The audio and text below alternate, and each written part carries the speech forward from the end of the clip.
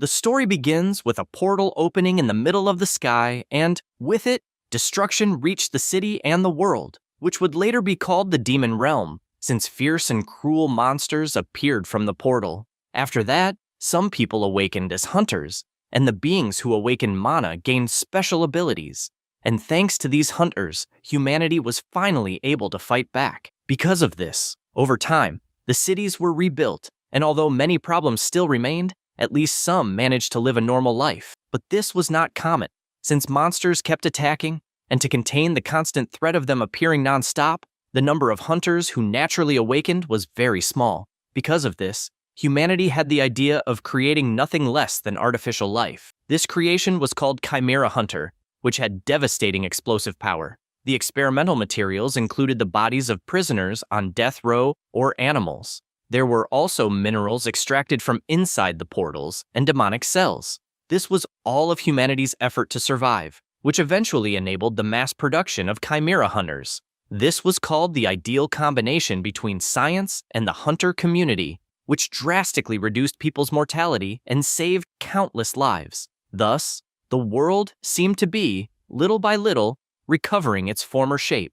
Decades later, in the middle of the night, in an illegal laboratory of chimera research, two scientists were walking, and one of them was relieved since he would only need to check one more person before they could go home. Upon getting closer, the man realizes that the experiment is number 17, and therefore asks to stay away. The scientist says it's fine, since the experiment has a damaged brain, so it won't move without orders. They point to the chimera, telling it to show the right arm, since it is destroyed as a side effect of the experiment. In addition, the scientist asks why he is so afraid, since the person in monster form can barely see. They decide to leave, since that chimera will be discarded anyway, and with that number, 17 remains quiet inside its cage. After that, inside the laboratory director's office, the scientists report that number 17 is useless since the body is damaged and, in fact, if it were anyone else, it would have already died. The director asks how much time is left, and he replies that at most a month.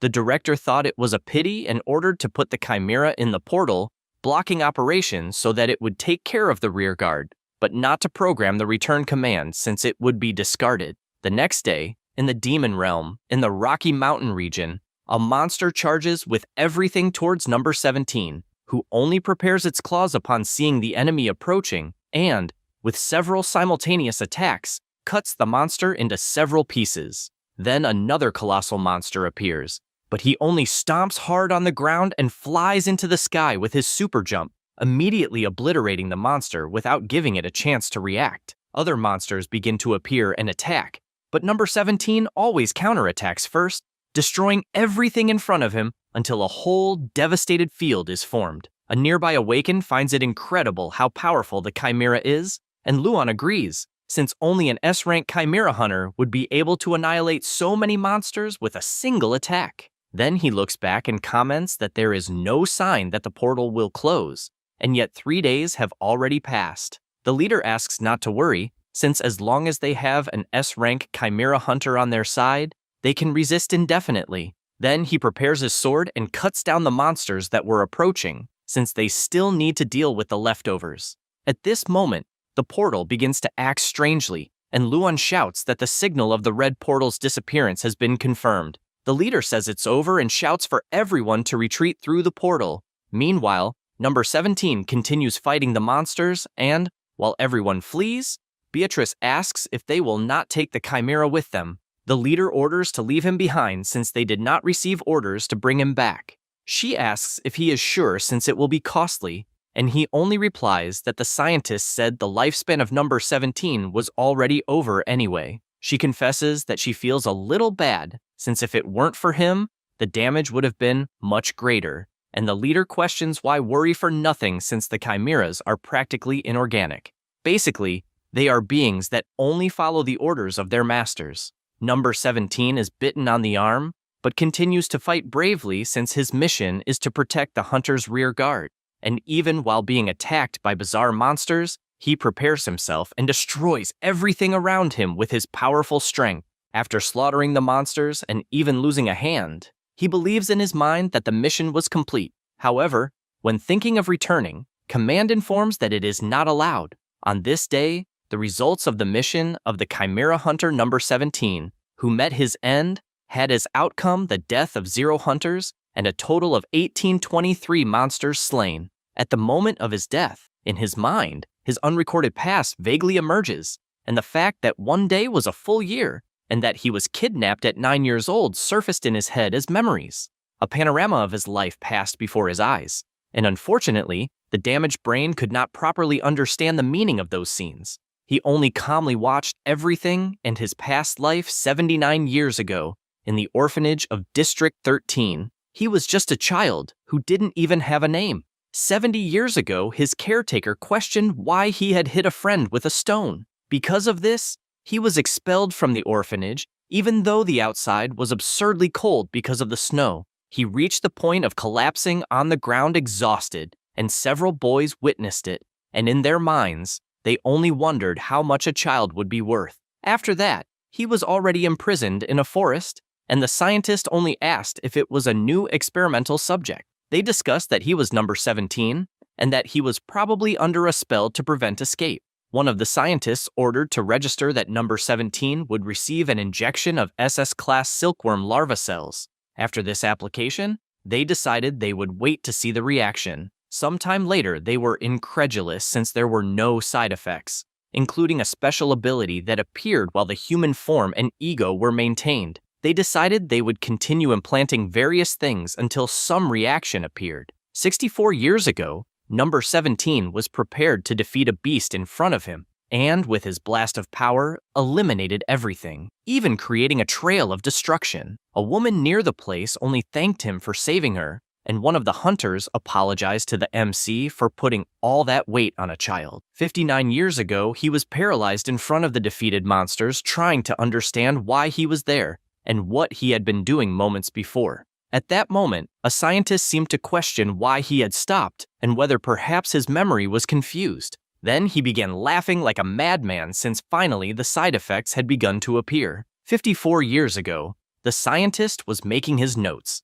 Since the result of the implantation of more than 500 types of monster cells over 15 years made the boy become an almost immeasurable S-rank hunter, and they concluded that number 17 was the greatest success of the laboratory. 20 years ago, a girl gave a piece of meat to number 17, who already in his monster form devoured it instantly. She warned everyone that she was sure number 17 would eat it, but they found the scene disgusting. 3 days ago, the MC was battling against all 1,800 monsters from the portal until finally giving in since all his missions had been completed, and he found himself in the midst of all the destruction he had caused to protect the hunters. His spine, which was on the ground, began to emit an intense glow and react in an unexpected way. With a total of 527 types of monster cells implanted, Chimera Hunter number 17 was taking a new form, and after another intense glow formed from his new body,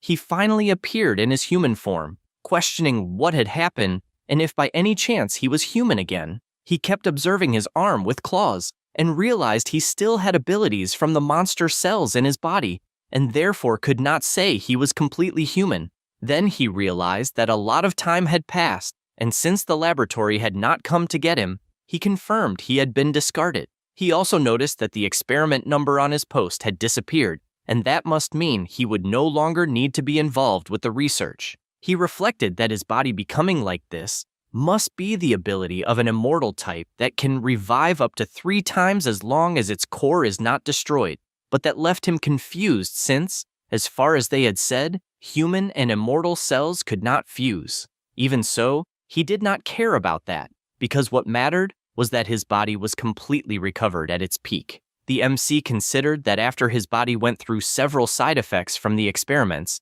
maybe it was now in ideal condition, and he remembered that since the effects began, his head always seemed surrounded by a haze, in addition to all the spells the scientists had engraved to prevent escape or rebellion. So, if his life as number 17 had come to an end, he could probably live as a simple human. He remembered a conversation with the orphanage director, who told him to try to live helping people consciously since he had a strange body, and if he helped 1,000 people, it would be a good path. The man asked if Dawoon understood. He smiled at the memory and thought it was nonsense, since there was no way an orphan from the slums could help other people. He reflected on what he should do from that moment on, maybe something like revenge. But even revenge would need a target before him, and all he imagined was that so much time had passed that his desire for revenge no longer burned like before. To make matters worse, it was not possible to go to the human world at that moment.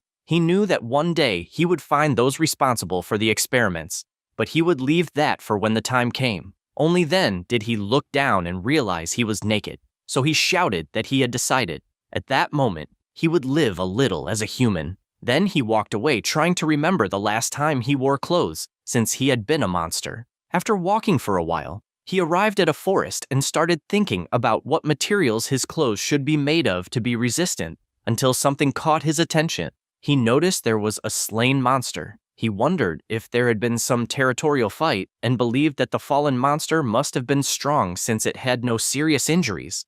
Concluding that it had probably died of poisoning, he prepared his hand, since he was after leather, and upon concentrating, he noticed his arm had changed shape, creating a blade to make what he was about to do easier. He also remembered learning in the laboratory that he should first cut the belly and then make the cuts in the other body parts. Dawoon began to cut slowly, and, at the same moment, a strong jet of poison came out of the body, revealing an extremely poisonous aura. However, his body suffered no damage, and all he noticed was that the body had a different smell. He finally finished and thought it was incredible for a first attempt. Then he placed the leather in the river and got frustrated, since for a moment he thought it was soft, but it was tougher than normal. Maybe because it was from a monster. Because of that, he had an idea and began punching the leather in all directions without stopping, believing that something like that would work. After some time, he realized it had finally become soft and began calculating only if the size was right or not. Suddenly, a flame began to burn on the head of the monster that had already been finished, and it woke up out of nowhere while the MC was still adjusting the leather. Dawoon then made a hole with his hand and put on his clothes, which were finally perfect to use. Only then did he realize the poison had not completely left the clothes, and he turned around, since he had been hearing noises, unable to believe the monster was not dead. So, he gets startled since the fallen bird is shaking its head as if it were understanding what he was saying. The MC becomes thoughtful about this since apparently the monster is the immortal type, and he knows that if it were before, he would have killed it without hesitation, since the opponent is weak and doesn't even pose a threat, so he doesn't think it is necessary to kill it. He smiles, saying that both are lucky for having received a second chance, and because of that, he thinks they should take advantage of it. He walks away while saying that if fate allows, they will meet again somewhere else. After some time walking, he enters a cave and considers that he needs a house, since the issue with clothes is already solved. Suddenly, a crack begins to appear, and a colossal monster emerges in front of him, preparing to devour him. Dawoon simply comments that it is too dark and, with a slight movement, cuts off the monster's head, walking away calmly as if nothing had happened. After some time walking, it begins to snow, and he defeats the monsters he encounters along the way as if they were nothing. Only then does he find some mushrooms and, by the smell, realizes they are poisonous. In another place, he finds it too damp and rejects it, as well as another that is too hot and also rejected by the MC. After a while, he reaches a cliff and finds the landscape beautiful, even reflecting that he never thought he would find the demon realm so beautiful. He jumps from the cliff, landing calmly on the ground, since he is determined to explore more, and when looking to the side, he notices that the water is clean and there are still some fish, but soon sees that they are piranha monsters, although he still finds them delicious, since if he catches them to roast, it will feel like a camp. He reflects that in that place there is a natural fish farm, and because of that, it might be interesting to build a house to live right there. After all, it is a place full of flowers and with clean air, and, smiling, he says that he approved it as Dawoon's house. At the same time, in another place, a portal appears out of nowhere, and something jumps out of it, causing destruction on the ground. It is a robot that, when looking to the side, asks if it is in the demon realm. He decides that first he needs a place to build the house, and, with a simple finger movement, shoots a gust of wind that cuts several trees as if they were butter. He approaches the logs and begins to tie them with his powers, needing to separate the wood in good condition. After gathering a sufficient amount, he comments that the ground is too uneven, so once again, he moves his arm and another gust of wind comes out, destroying everything and leveling the area. All he needed to do so far was move his hands and feet the way his heart guided him. Then, he goes to the logs and lifts one with his arm as if it were a straw. He continues working, finding it fun, and it will be his first time building his own house. He proceeds to the stage of placing the planks on the floor and decides that for the walls, he will use monster mucus, since he doesn't have any nails.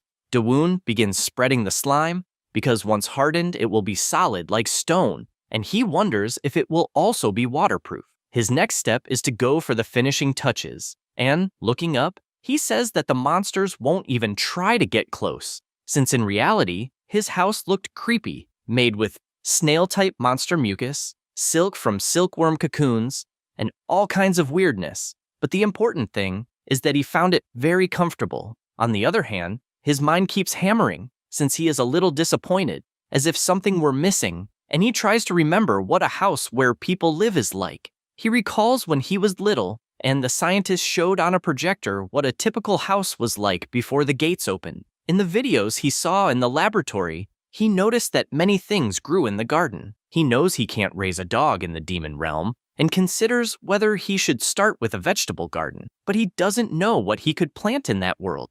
Only then does he have an idea, remembering that there is a snowy mountain nearby, and, because of that, he can plant some mandrakes. He walks again in the snow, since he knows that the habitat of the mandrakes is around the peak of the snowy mountain, where demonic energy is very strong and in fact is spreading a lot. Because of this, he becomes thoughtful, since on the day he was taken by the laboratory, it also snowed heavily and he was lying on the ground very cold, to the point of even thinking that being kidnapped would be something good. He tries to see the good side of having become a chimera, since it had its advantages, as he does not need to worry about dying of hunger or cold, and after walking for a while, he notices that the demonic energy became strong enough for him to know that he had reached the place he was looking for, in addition to noticing that the snow began to stop. He soon spots the plants and feels happy since he did not waste his trip.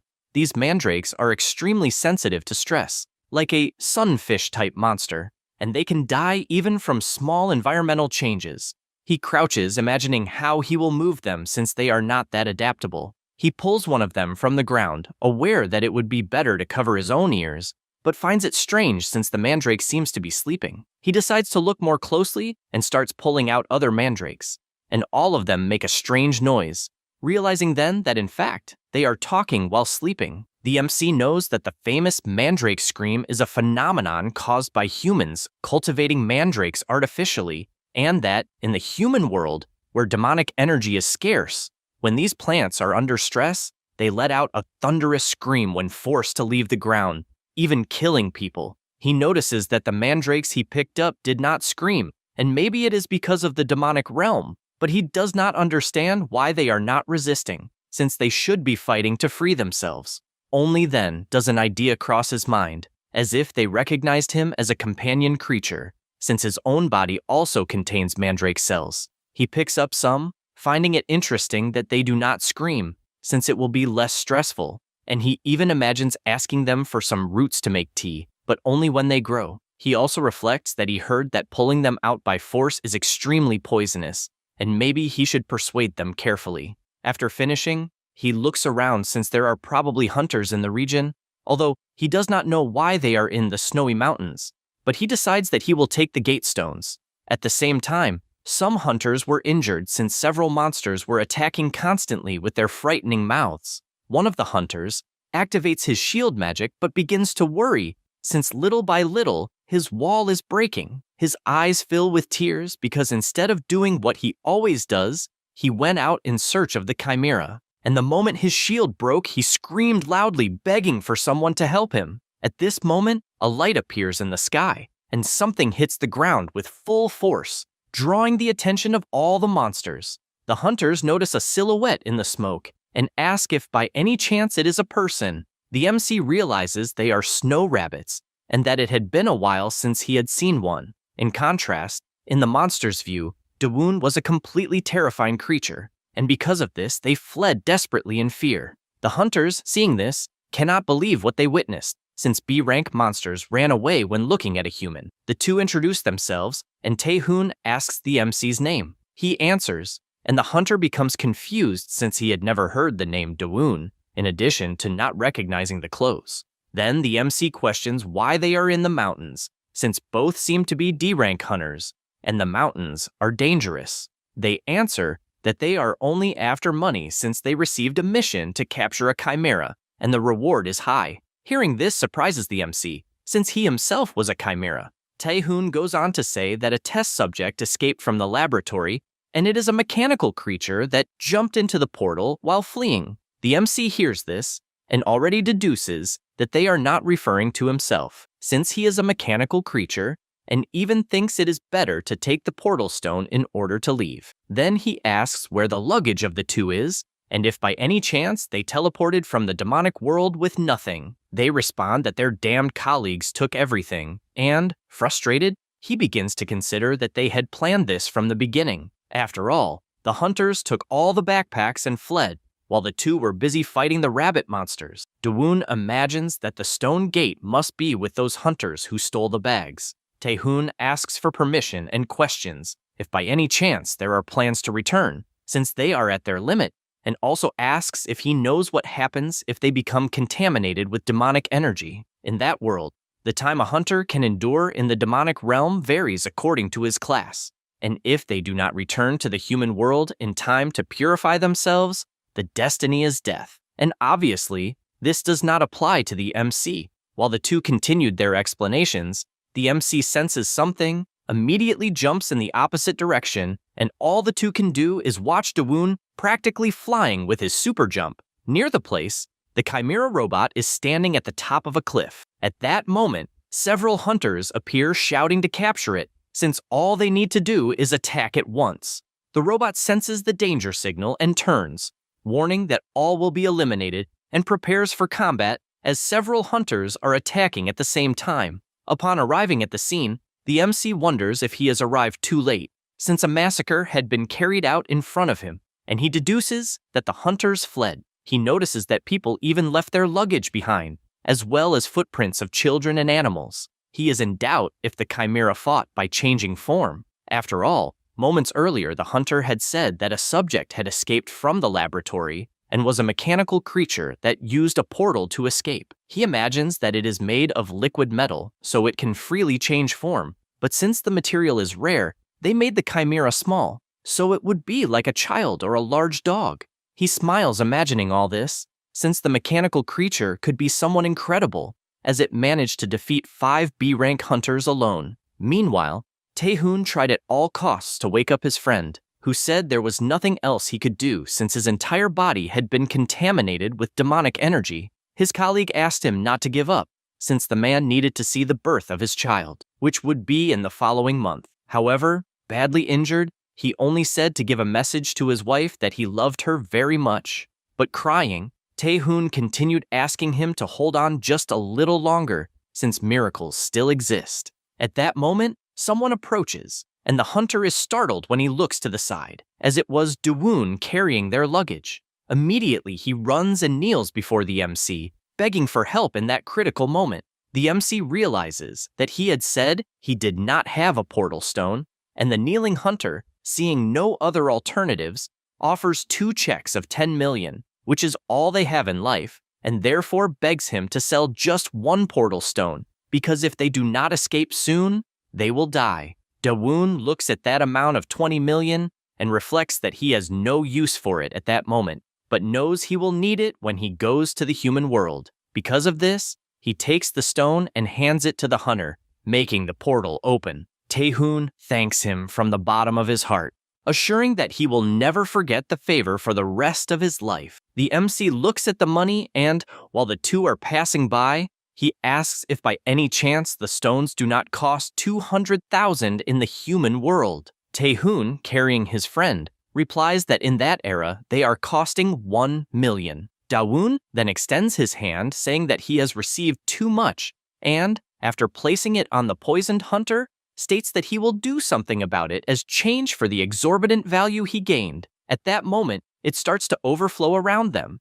and Taehoon gets scared wondering if he is injecting mana into Seongju, but soon he worries since he is aware that injecting mana is something that even rank A hunters avoid doing, because if the manas enter into conflict and get entangled, the mana core breaks and both die. However, the next second his friend seems healed, saying that the demonic energy was purified. Immediately, he runs to Taehoon to hug him since they managed to survive, and then he bows to the MC, thanking him from the bottom of his heart and saying that he will never forget that heroic act. Taehoon, however, does not hide his frightened face, as he just witnessed someone purifying demonic energy simply by injecting mana, and that should be impossible without an exorbitant amount of power, which makes him even more intrigued to know who Dawoon is. After all this, the MC returns to his house, and upon seeing it feels happy since no intruder appeared. Besides having gained unexpected income, he looks down and notices that the mandrakes have woken up,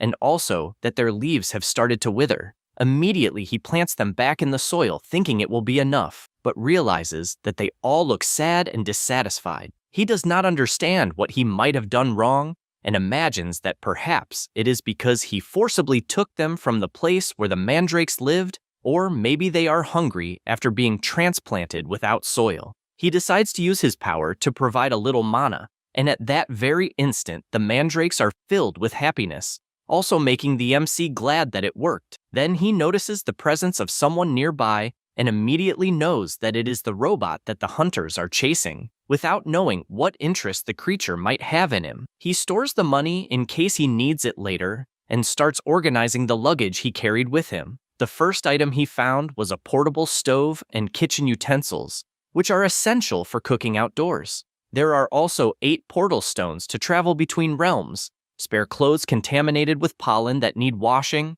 2 sleeping bags and blankets for a warm rest. The MC realizes that the hunters were well prepared and that he was the one who got really lucky. Then, he also notices that there is ramen among the items and tries to remember the last time he ate, back when he was still a child in the orphanage. And since he is hungry, he decides he will cook. The first step of the recipe is to put 500 milliliters of water. He is unsure if he should measure by weight. At that moment, the lake water starts bubbling and several piranha monsters come out to attack him. Dawoon prepares his finger since he is aware that people add some extra things when preparing ramen, and so he kills the fish, since it will be a delicious side dish. The second step is to add ingredients such as eggs and green onions to improve the flavor, and he believes that some roe should work in place of the eggs. However, he is aware that in that region there are no green onions and believes that putting something similar to leaves should work. He puts all the ingredients inside a pot and gets ready to go to the next step. At that moment, the chimera starts approaching and its stomach is growling since it sees a human cooking. The MC lights the stove and imagines that the instructions do not say when to put the fish in, so he decides to cook everything together. The smell of the food starts spreading through the place and even scares the mandrakes with such stench, as well as Dawoon, who did not remember the smell being so strong. The odor spreads through the forest until it reaches the robot, which starts drooling at the smell of the food. He starts approaching since he also wants to eat and uses one of his transformations, turning into a cute puppy, since as far as he knows, humans help when they feel pity. He approaches and Dawoon immediately realizes that it is the mechanical creature that followed him there, and wonders if the robot purposely transformed into a dog to make him lower his guard, and is even pretending to be hurt to arouse pity. He looks closely at the dog and does not understand how the creature managed to escape from the laboratory and even reach the demon realm. He warns that everything is ready and asks if he wants a little. The dog, happy, just barks and both keep looking at the pot and, even though the appearance is scary, he wonders if he should try to eat or not.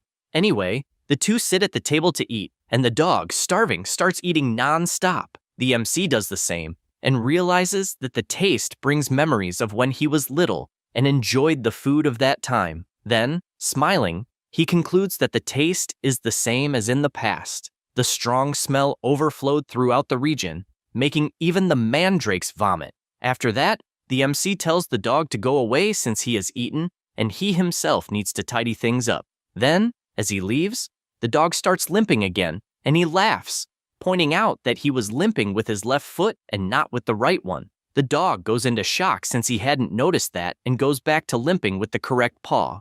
The MC goes near a waterfall and, while working, imagines that he has finished washing the dishes, so it is time to take care of the clothes. Since he does not have good memories with flower pollen, he could not live forever wearing leather clothes. He knows that if he rubs the clothes too hard, they could tear, so he needs to wash them carefully. However, with a simple strike using a stick, the stone explodes in all directions along with the clothes, with the immense force he possesses. He leaves there frustrated but relieved to still have another set left. Moreover, he notices something, since the mechanical creature simply decided to turn into a stone, and he does not understand why it continues around the area. Dawoon remembers that even when he was eating instant noodles and washing dishes, the chimera was nearby. The same goes for when he was looking at a flower resembling a forsythia, which was when the mechanical creature approached, changing form without doing anything else. At that moment, a bee flew past the robot, which immediately ran away, shouting that he hates insects, implying that he must have a mental age of less than 5 years. The chimera was furious, trying to kill the bee until it realizes that the MC was watching it since its disguise disappeared. Dawoon notices this and begins to pretend as if he did not notice her presence, and the robot walks away, needing to hide. The MC finally manages to wash his clothes and finds it more difficult than he imagined, but somehow he finishes. He finds the clothes small, but decides to leave them hanging for now, as he will check on the mandrakes. At that moment, the chimera realizes that Dawoon left and immediately runs to the clothes on the line and puts them on, since if a human is wearing them, then she should wear them too. The robot is happy, as she now also has clothes and transforms, growing long hair and even hands, as her human form is now perfect. Meanwhile, the MC is checking on the mandrakes and does not understand why the leaves keep wilting and the roots also seem dry. He begins to find it strange, since he removed all the weeds when preparing the field, and with his wood, he removes a bunch of monsters that were under the soil, as they were making the mandrakes sad, and he realizes that if he had ground everything properly from the start, this problem would not have occurred. Dawoon gets up and decides to make a proper garden until he sees a child in front of him saying hello. The MC is startled, as this time the robot has turned into a girl, and it seems she is ready to talk, so he responds to the greeting. She asks if, by any chance, the house is his, and Dawoon proudly answers yes. The little girl's eyes start to shine, asking if he is from that region, and the MC wonders if he should tease her a little and asks which tribe she belongs to. The chimera is confused by the question and, not knowing what to say, replies that she lives behind the waterfall far from that place, and that she traveled a long way, so he would not know where it is. Dawoon finds this interesting and comments that if it is in the direction of the waterfall, she probably belongs to the coconut tribe. She immediately confirms that she is from the coconut tribe, but he questions her clothes, as they are the same as his, which are from another tribe. The robot retorts that their tribal rule is that whoever takes it keeps the clothes, so the clothes belong to her. He replies that it is not a problem, and she feels relieved. Then the MC asks why someone from the coconut tribe is in that region. She replies that she was expelled from the tribe and is there to ask for a favor, and, crouching, shouts that she wants to live with him if he allows it. He asks if she is sure, and, embarrassed, she says that there are no insects in this region and that there is a house, so she believes it is safe. Dawoon sighs, as he imagined the little girl needed a place to rest, and therefore he responds that it is fine, but warns that she will need to help with the chores. Her eyes start to shine with joy,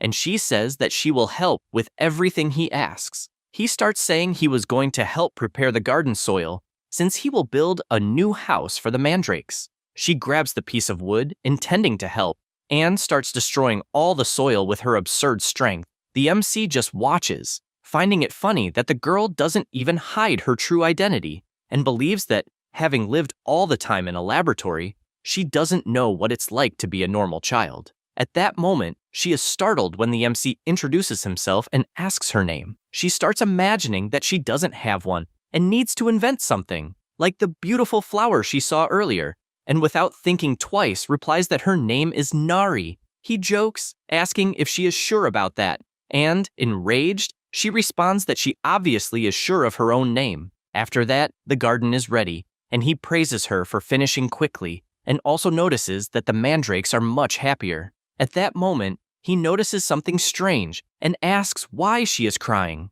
Nari replies that the mandrakes remind her of her friends. He is confused hearing this, as far as he knows, something like that cannot exist in a research laboratory. At that moment, something catches her attention, as a loud noise is emitted throughout the forest, and it makes her fall face down to the ground in fear. Dawoon tells her not to worry, since it's just the sound of monsters hunting each other, and she says that before arriving at that house, she saw a monster that looked like a little chick and believes that several monsters are attacking it. The MC says that's exactly how it seems. She, still trembling, says that the little chick is probably hurt from being bitten, and he replies that it will likely be devoured soon, since that is the demon's realm, and therefore asks if she by any chance wants to save this monster. Nari, feeling a strong headache, says she cannot save the monster. The MC crouches, wondering if he should help a little in a way that doesn't seem like an order, and says that if she helps the monster it might survive, asking if she wants to go see. She thinks about it and suddenly jumps high, saying she will return soon. At the same time, several monsters are attacking the little chick, and at that moment, she arrives flying, ordering them to stop hurting an innocent creature. With tears in her eyes, she promises to save it. This makes her recall the time she was in the laboratory, asking the other monsters why a robot had finished first in a ranked match.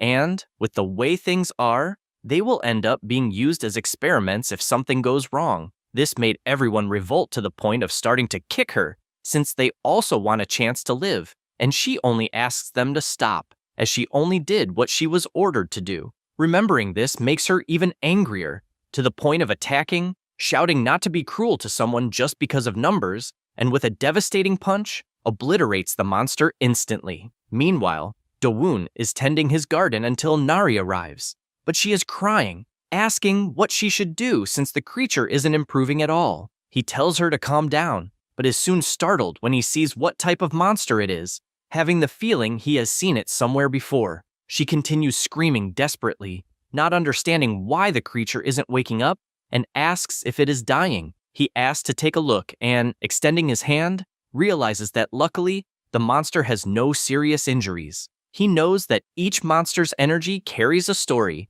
and therefore recognizes it as the same monster, since the energy is identical. He becomes thoughtful about this, not understanding why the creature became small, and wonders if it is a type that recovers differently than him. Nari, still worried, asks if the creature is really dying, but he reassures her, saying that the creature is just hungry and probably became too small to get food on its own, and also asks her not to worry, since he gave a bit of mana and it will heal on its own, leaving the creature calm. This makes her remember the past once again, when her doll was destroyed, so looking at the creature, she comments that it is all soft like a rice cake, and therefore asks if she can take care of it, promising that she will take proper care of it, as well as train it to feed itself. Dawoon is pleased to see her concern, but warns that the monster will grow a lot, and that, anyway, she can do whatever she wants. Nari fills with joy, asking if it's really serious, and he replies that it is, since, after all, that monster can protect their yard. Suddenly, the monster begins to wake up and, when looking ahead, immediately recognizes the MC as the one responsible for having skinned him at another time. After fully waking up, he is confused, not knowing where he is, and starts trying to escape at all costs, since he doesn't understand why he is in the hands of a little girl in the demon world. Meanwhile, Nari is extremely happy since the creature is alive, and the MC, seeing that, is confused as he understands perfectly what the monster is saying, like asking to be let out of there. After that, Nari finishes bandaging him and announces that she has chosen a name for the creature. However, the demonic pigeon is angry, ordering the idiots to release him. She celebrates since she chose the name Gu because he looks like a pigeon. Dawoon says he liked the name, but Gu stands up furious, questioning how a mere human dares to name him, since he already has a name. However, before finishing speaking, she throws a pot of water on him, thinking he was thirsty. She is confused about why the pigeon became fat and asks what they should do. Gu, full of water, only asks her not to give him any more water, even though she doesn't understand anything he says. The MC, understanding everything, realizes that Nari doesn't understand these things and therefore tells her to stop giving water since the creature is full. She panics, believing that the monster is hungry and will look for food. Meanwhile, Dawoon prepares some wood as he wants to build a shelf to store some things. He starts his work, believing the size is enough, but when he applies the minimum force, the log breaks and he doesn't understand what went wrong, since he did it the same way as the table and chairs.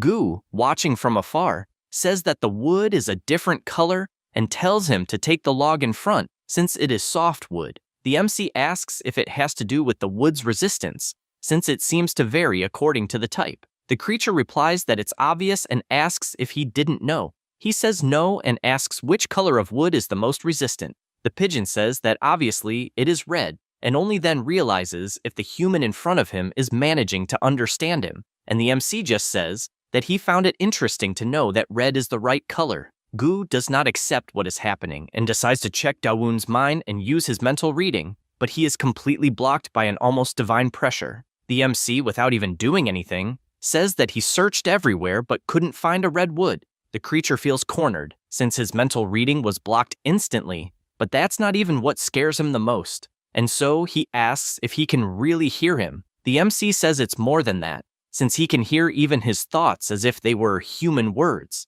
and questions how the heck a monster understands what humans talk about. Gu is embarrassed about that, and the MC quickly deduces that this is a rare and intelligent monster, and that he himself had only heard of one but had never met one. Then he says that they have already met, and the monster replies that yes, and that he even wanted to see him again. Dawoon asks why, and Gu replies that it is because the MC saved him, and because of that act, he promised himself that if he met him again, he would help him as he could.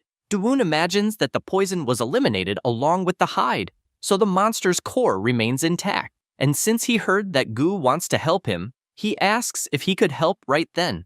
The monster, knowing what it's about, frees himself from the bindings and says he will take him to where the high-quality red wood grows. Meanwhile, the forest is on fire, and Nari appears running, crying, since she doesn't want to return to the laboratory. The explosions continue until she is thrown to the ground, and she panics, imagining that the people there are from the laboratory and want to capture her, not knowing what to do since she hates fire. The hunter doing this is using his tracker and admits to being surprised, since a mechanical creature can really change shape with ease.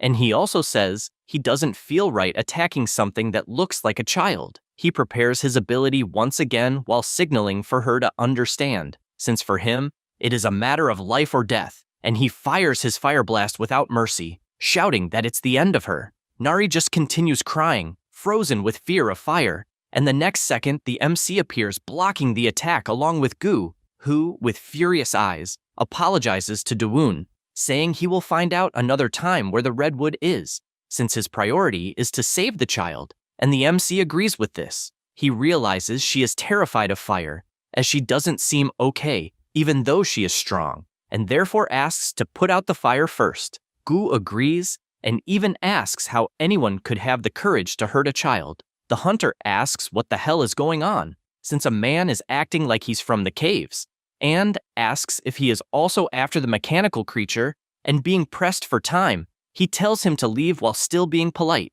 Dawoon tells him to shut up since he talks too much, which makes the guy furious, as he is ruining his whole plan, and so he attacks with all his hell flames. The MC raises a single finger and fires a powerful flash that hits the mountain dead on, causing a landslide heading toward the hunter, who is left completely confused. After things settle, the MC asks if she is okay, and Nari gets up, trying to understand what happened. Dawoon looks at the body on the ground and tells the little girl to knock out without fear when in trouble. He grabs the hunter's hair and warns that when the man wakes up, she should knock him out again, then pulls him out of the earth. However, only the hair comes out, and the MC is left baffled until he sees that the knocked out guy is actually a disguised bald man. They look down, and when focusing on the citizen's bald head, Nari bursts into laughter, finding the bald head funny, and admits she's no longer scared after seeing the billiard ball-like head. The MC stares at her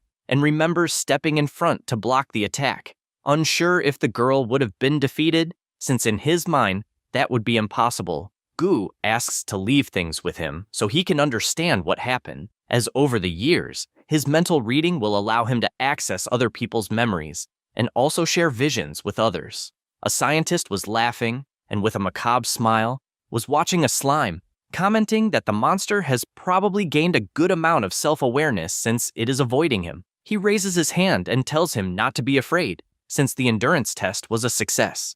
With that, they return to reality, and Do-woon has his hand on the girl, imagining that the trauma will fade easily and that at least they have taken a step forward. Then he asks what should be done with the little bald man. Nari gets excited and says she has an idea. She ties a rope at the top of the waterfall and leaves the man hanging. She keeps laughing, knowing someone who uses fire will easily be extinguished when wet, and calls him Uncle Bald.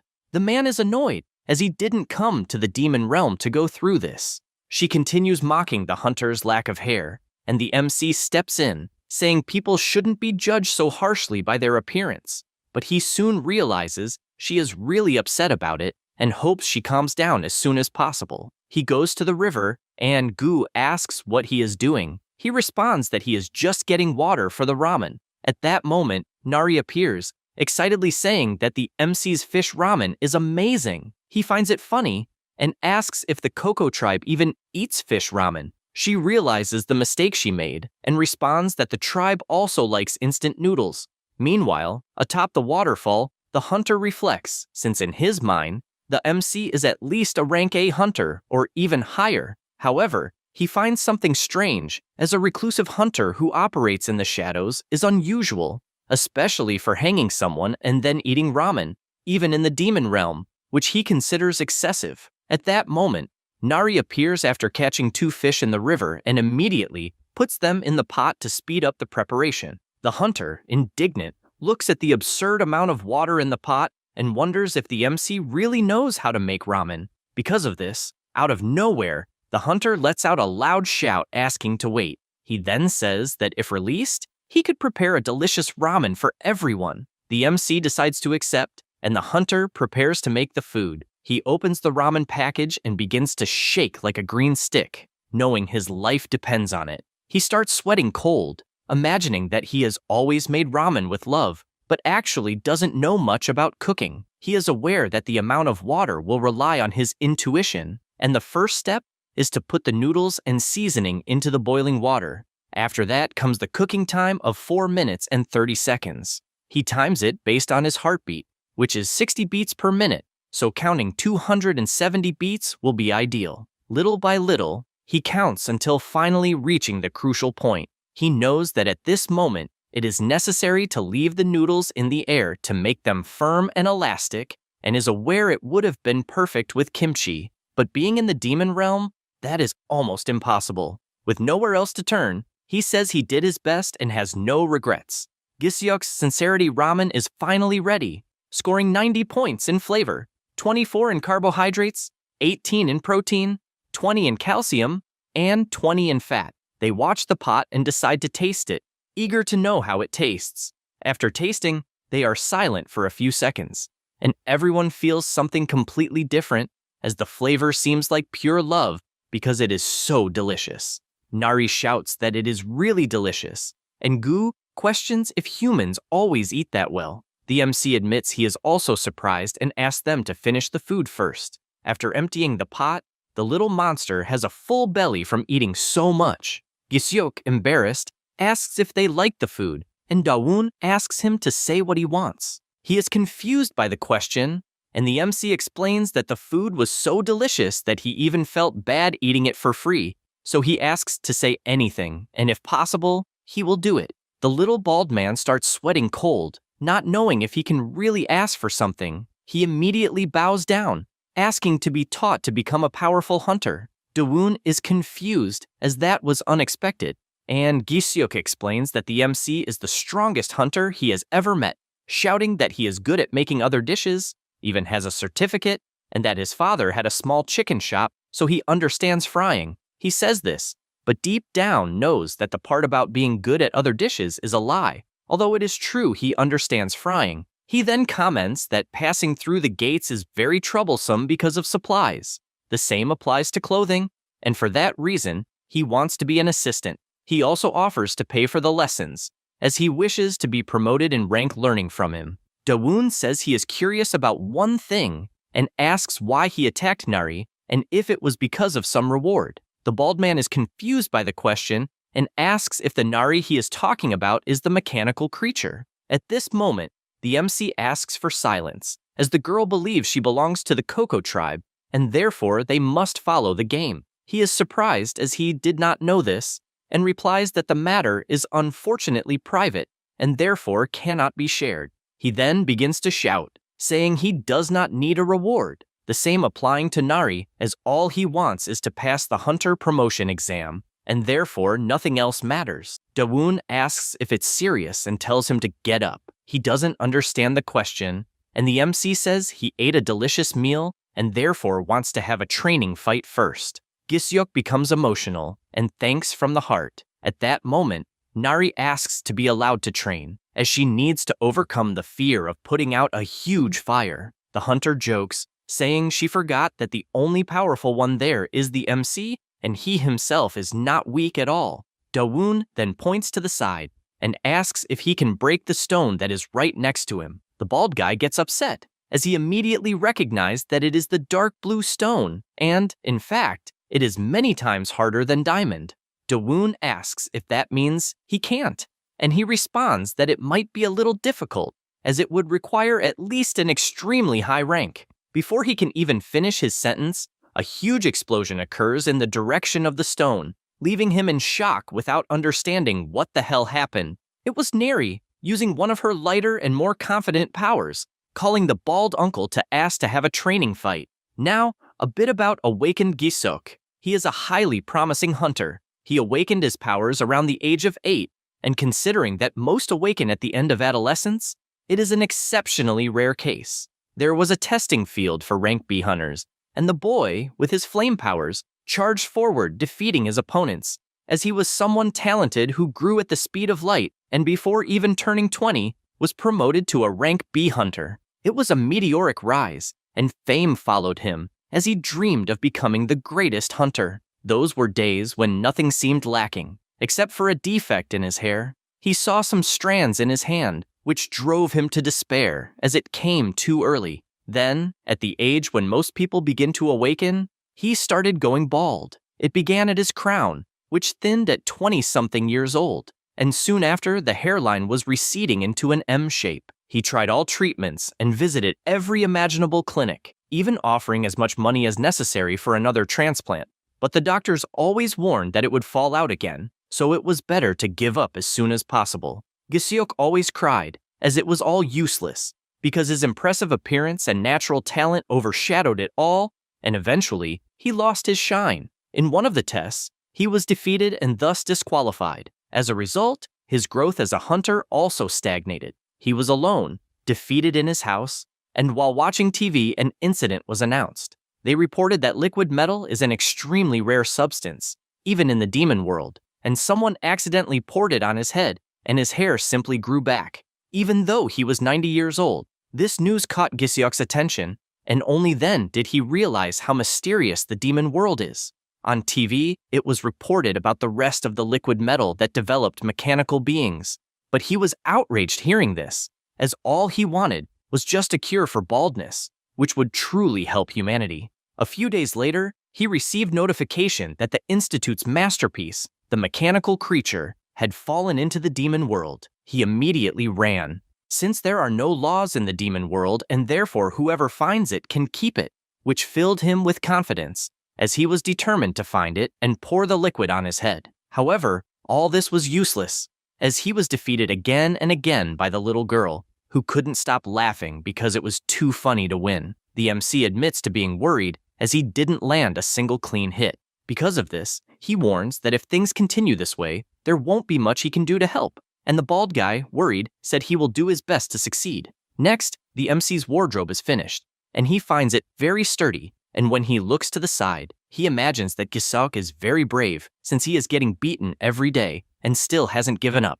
This makes the MC wonder why the boy has so much energy and believes it is because he took off the wig. Gu says that the flame ability isn't bad, even though it's sad not to defeat a little child. The MC responds that Nari isn't exactly an ordinary child. He launches another full-strength attack and hits the ground squarely, but she dodges without him noticing, and only then does he realize she shifted into a liquid state. Then she returns to her human form and lands a solid kick to his face, throwing him with full force against the mountain.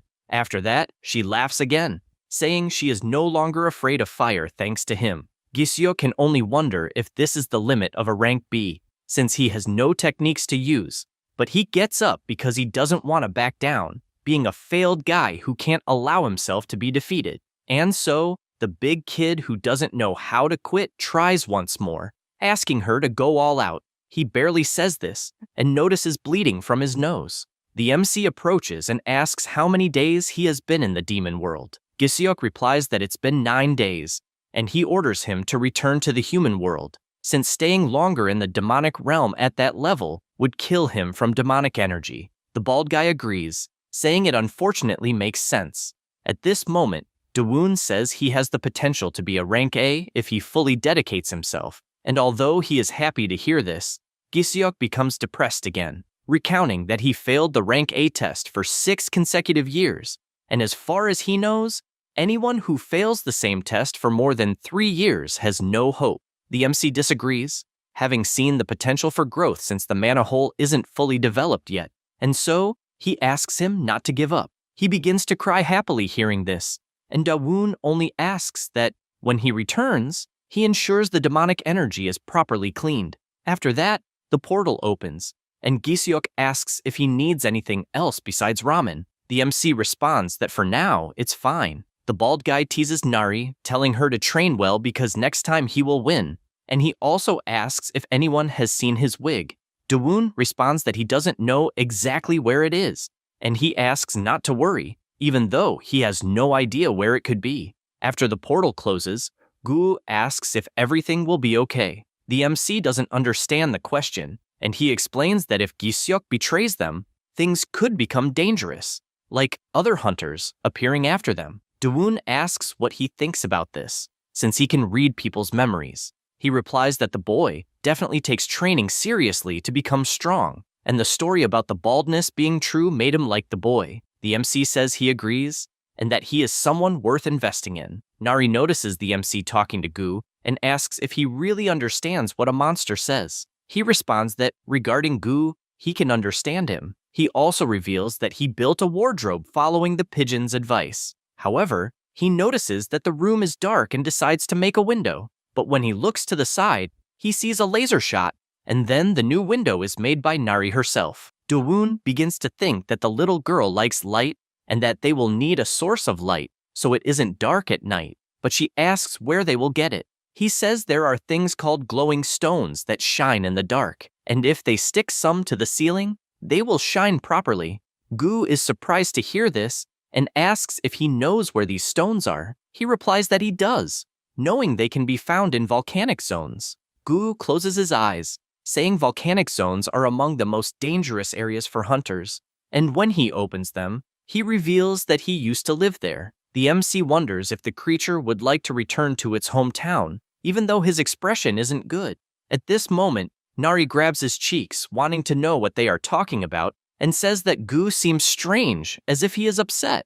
The MC explains that he is worried about them going to the volcanic zone, and, for that reason, said he would go alone while the two stay at the house. She warns that she will go along, making it clear that she has lost her fear of fire, and, for that reason, also wants to get closer to the volcanoes. He is surprised, since she overcame her fear of fire quickly. Then he asks Gu what he will do, and he responds that he will also go since he has some things to do in the area. With everything decided, The MC says that he will first make some equipment for the volcanic zone. Meanwhile, the mandrakes are playing with Giseok's wig. In another location, in the volcanic zone, the flames are scalding and a colossal monster appears with tears streaming from his eyes. Gu talks about the volcanic region, which is one of the 3 areas most avoided in the demon world by hunters.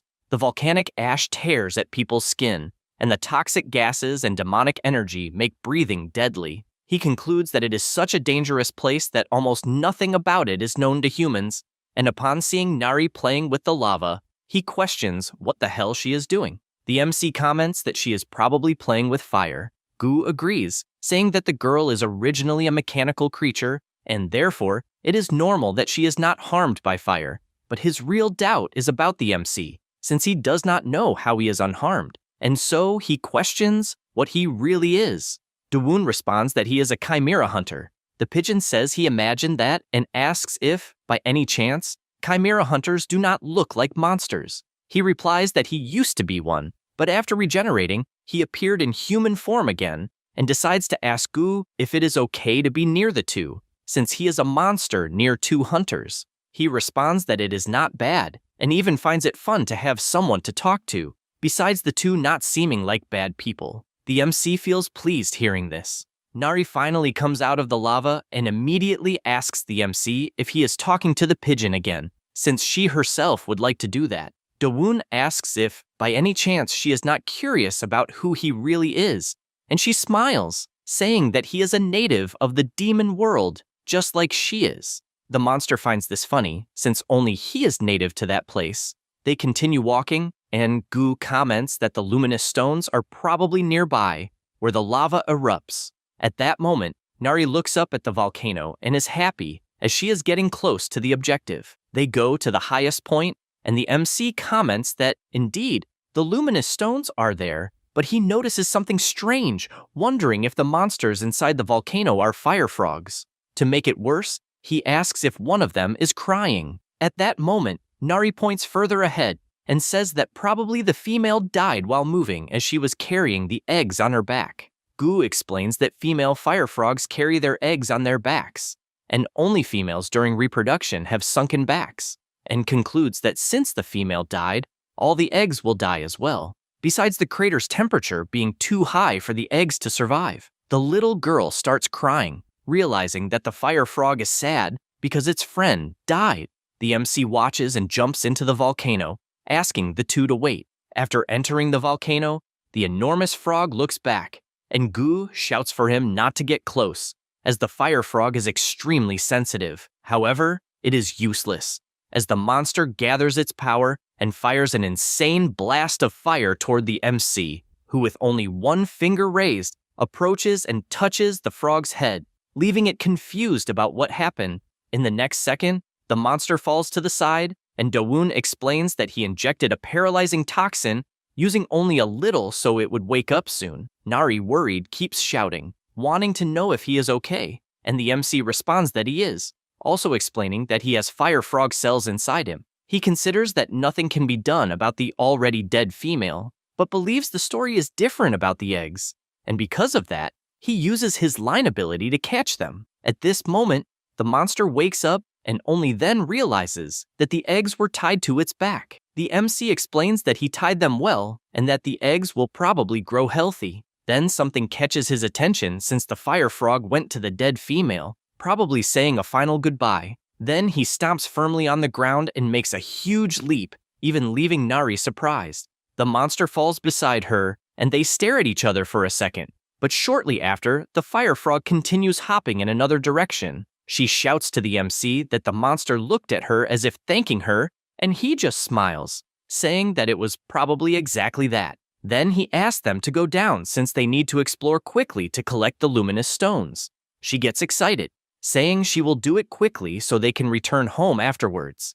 Immediately she goes toward one, and, with a smile on her face, holds the huge glowing stone. Dawoon warns her to be careful since, if it falls on her foot, it could hurt her. After collecting a certain amount, the MC asks if Gu is okay since he seems tired. He responds that he used to play lightly with the stones, but did not know it would be difficult at that size. The MC says there is no need to help since he has things to do in that area, and also asks if he is not going to give the presents to his friends since he saw him carrying some. The little pigeon feels embarrassed, saying that monsters don't have friends and that the presents are just something to leave behind. The MC finds it cute to see such a shy little monster and asks if he misses his own kind since intelligent monsters are probably different. Gu, still embarrassed, replies that he does not miss anyone and only regrets not being able to say goodbye when he left. The MC asks if he abandoned the group, and he responds that there are good things about gaining intelligence, like when he was eyeing a crimson scorpion, but one of his partners simply snapped him up. He tried to question why he was suddenly eaten, but knows it's not worth speaking to someone who doesn't respond. He says that in the land of one-eyed monkeys, he would have felt less empty if he hadn't known the human language, and that's why he left the group to live alone. Gu continues trying to help remove the luminous stones,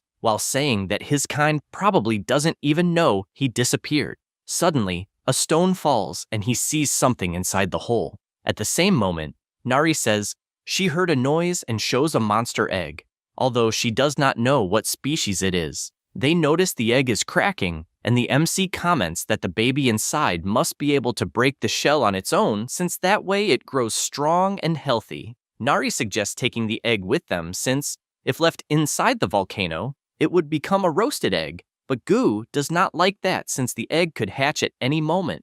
Dawoon is thoughtful since he knows of a perfect place to use as a nest nearby, and therefore says they have no choice but to take it. Gu asks if he is sure since Nari could be in danger, and the MC assures that everything will be fine since he will make sure of it. Only then does the monster agree since he knows his strength. After returning home, everyone is happy to have arrived quickly, and they come face to face with Gisyuk preparing food, and the MC is surprised to see him so fast in the demon realm. The hunter does not waste time and asks to carry the luggage. Dawoon finds it strange but still hands over the backpack, also warning that it is heavy. Gisyuk takes it but can barely hold it since he found it extremely heavy. The MC looks closely at his face and tells him to look up, since he wants to know why he looks strange, and asks if he was beaten somewhere, since he didn't realize he was the type to get beaten. Gisyuk feels awkward since Nari hits him all the time in that demon realm. Then he runs off, saying that the MC must be hungry and will prepare the food. After that, Dawoon takes one of the luminous stones and starts shaping it. Nari approaches and asks what he is doing. He responds that he will create a lamp and is cutting and shaping some parts of the glowing stone, as he intends to put it on the ceiling. She is surprised hearing this and, with sparkling eyes, says that Dawoon seems very intelligent as he knows a lot of things, besides being good at explaining. In addition, she says that he also seems very kind, as he helped the fire frog, and compares him to her father. MC takes the opportunity to joke and asks if her father is doing well in the coconut tribe. She feels embarrassed and answers that he is fine. Yes. After that, the sun sets and Gu relaxes, even though he doesn't find it as good as the volcanic area, but he feels his body melting the same way. Only then does he look back and see a giant shadow. It was the mandrakes who, working as a team, leap over each other and use their technique triple cozy formation supreme move. However, it has no effect on the monster's enormous belly, and he stands up startled, asking what the hell is wrong with those plants. Nari gets irritated, wanting to know why they are fighting, and MC comments that the mandrakes are probably angry because Gu invaded their territory. At that moment, Gisyuk appears, announcing that the food will have a sweet and sour and addictive taste, and that it is popular among children. He shows the yubuchabop, which is a little fried tofu pocket. He imagines it is easy to make, yet still presentable, and asks everyone to eat freely. However, MC asks first to answer what happened to his face. He feels a bit embarrassed, not knowing what to say, and explains that he went to the Hunters Association to register for the promotion exam and encountered some rank A guys.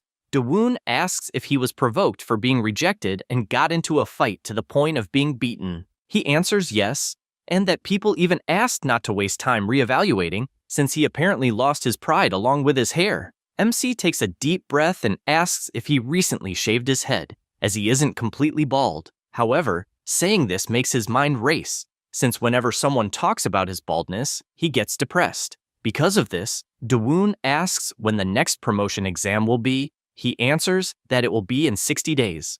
MC warns that they will need to do special training to have time, and he becomes excited, wanting to know if something like that really exists, and that he will work hard to become stronger. MC starts by saying that from that moment on, he will take over the task of washing the dishes in place of Nari and is also in charge of the luminous stones, since they are covered in volcanic ash. So he must wash them too. He is concerned about all of this and asks if it is really special training, but MC tells him to do whatever he wants, since if he wants to continue living as a rank B, there is no problem. Then he calls the kids to join, and everyone heads to the river. Giseok feels down and begins collecting the dishes, imagining that MC must have a plan in mind, and while doing this, imagines that everyone thinks he is a natural genius. But he knows he is just a man who reached rank B through pure effort, and there is nothing genius about him. He knows that a man who has nothing without diligence and perseverance,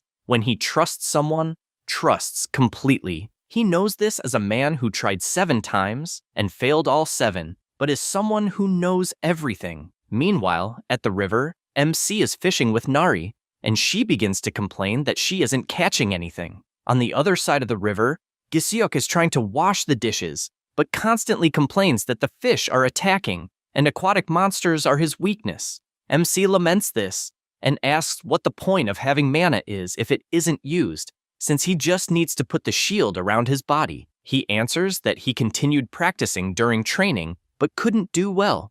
MC decides to test something, and picking up a luminescent stone, he hands it to the little bald guy, saying it is just to try to lift it. He thinks it is a simple task, but when trying to hold it, he feels a strange sensation and immediately drops it on the ground. He asks if the stone might have demonic energy, since he cannot put strength into his arm. Dawoon replies that the shining stones contain condensed demonic energy, and that demonic energy is a primordial and unrefined energy, which is why it is necessary to expel refined mana to use it correctly. Then, he points to Giseok, saying that there is mana accumulated throughout his body, and that he is just a bit clumsy in handling it. Then, with a simple touch, he feels all the mana in his body and asks what he is seeing. The MC explains that the path must have formed and asks to let the mana flow. Giseok watches the power overflowing in his arm and decides to try to grab the stone. He uses all the strength he has until he finally manages to lift it above his head.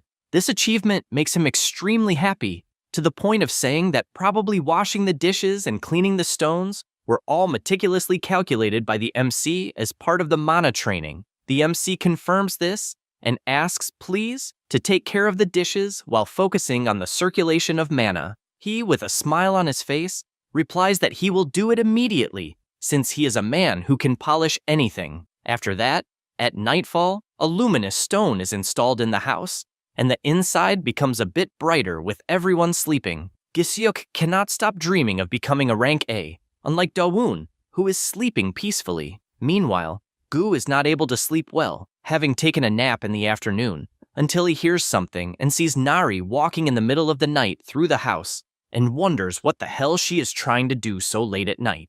Nari goes to the lake and comments that her clothes got dirty, and, for that reason, she tries to wash them at all costs. Nearby are the MC and Gu. He questions why the little girl is washing clothes so late at night. The bird replies that she is a girl and has no other clothes to change into. Dawoon imagines that he doesn't care about what he wears, but believes it must be different for girls. At that moment, Nari stands up with a smile on her face, saying it's perfect since her clothes are clean. Suddenly, the MC takes the opportunity to approach, pretending he didn't see anything, and she, startled, questions what her master is doing there. He says he was walking with Gu and asks if she really thought about it. She replies yes, since she is also walking. The MC then asks her to stand still for a moment and ties a vine to her clothes. With that, he asks if she liked it since he found it quite cute. She looks with sparkling eyes because she found it very pretty and even quite similar to his. He comments that it is the forsythia flower, her favorite as far as he knows. At that moment, she screams and when turning around,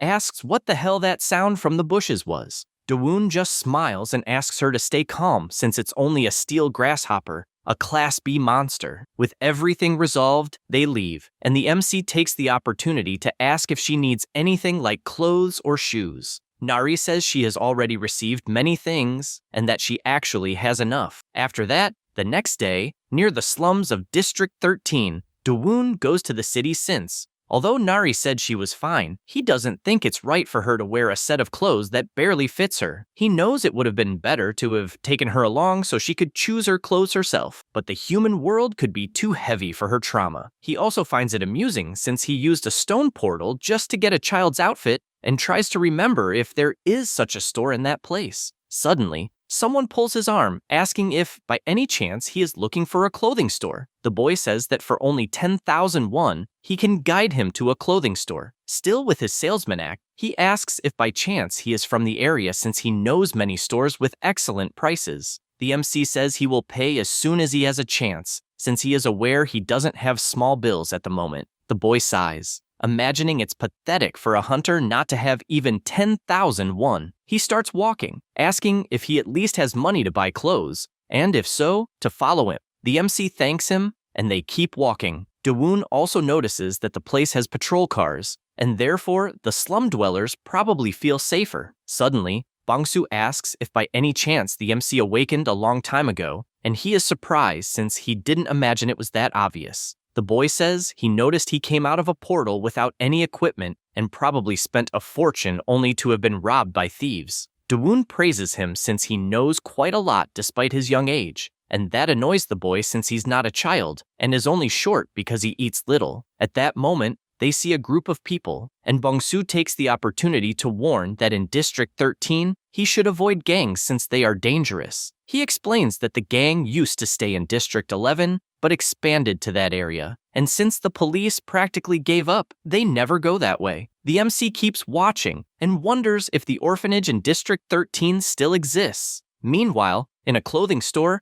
a girl is bored since she thinks it's crazy to try to run a clothing store in the slums. She knows that young couples don't have children because they can't afford the costs and wonders if she should switch to a different type of store. At that moment, the door opens and Bongsu greets her, calling the woman middle-aged. Nuna gets irritated since he keeps bothering her, even though she's young. The MC can only imagine that it is his first time in a clothing store. The boy says that Dawoon needs clothes, and the store owner calls the boy for a moment and, furious, asks how he dares to keep bringing broke hunters to the store since she needs to make real sales. Bongsu tries to argue that he has no idea whether a hunter has money or not. She yells, telling him to take a good look and see if he really looks like someone with money since he doesn't even have shoes. The two keep arguing as they rarely get along until the MC turns, gets their attention, and showing the check he has, says that he would like to buy some clothes and therefore wants to know how much he can buy with the money he has. They both can't believe they're seeing a check for 10 million. Immediately, Nuna changes her attitude and shows the whole place together with Bongsu, who also helps with the presentation by serving breakfast. The MC sits down, and the saleswoman says she has clothes from adults to children and asks if he's buying for himself. He replies that he wants clothes for a preschool girl and, since he's already there, also wants something for himself. She, with the biggest smile ever seen, explains that he's in the right place since they specialize in both children's and adult clothes and starts showing a piece. Then, she shows another one, as they're great for kids, as well as the third piece of clothing. After that, with the store's receipt printed, the saleswoman ends up crying with happiness, wishing every day could be like that one, and even can't believe she didn't sell more because everything was sold out. Then, she says she gave more than 100 items and asks if by any chance he would like her to deliver them. He replies no since he will carry them himself and gives 100,000 won to Bongsu, along with some clothes, as he is thankful for the help and also wants to ask for another favor. The two walk back through the slums, and the boy explains that they arrived at the inn he had mentioned, and since there is a police station nearby,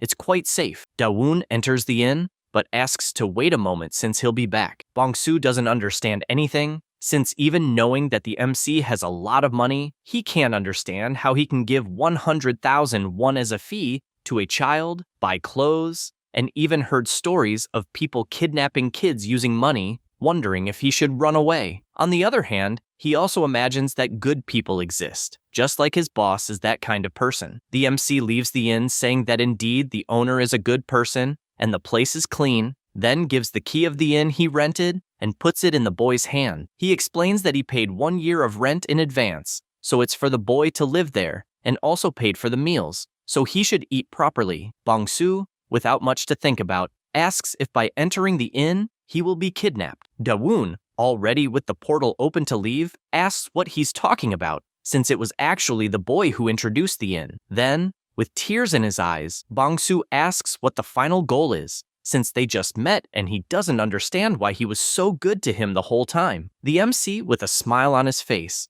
replies that he remembered how things used to be and even used to live like him, and says goodbye, promising that they'll meet again another time. After returning to the demonic realm, Nari wastes no time and asks where he went since he left without saying anything. He explains that he went to buy her a present and shows the bag full of clothes. She celebrates, thinking the clothes are amazing, and the MC asks her to try on what she likes, and she says she'll do it immediately. At the same time, the monster egg inside the cabin starts making noise. Meanwhile, the MC is folding all the clothes until Nari appears calling him and, embarrassed, says she found the outfit very pretty. Besides that, she explains that she wants to try on a few more, and, all clumsy, doesn't quite understand how to put on jeans. The same goes for a long outfit that even makes her look like a ghost. Da-woon finds it funny to see her excited, and Gu agrees. Then, after a while, she approaches and points out that she liked the outfit with a chicken in the middle since it looks like Gu. The monster asks if she's sure it looks like him. The MC just says it was a good choice. The demonic pigeon comments that there is little space in the house and therefore doesn't know what to do with so many clothes. Da-woon explains that he thought about that and is expanding his house to make a closet.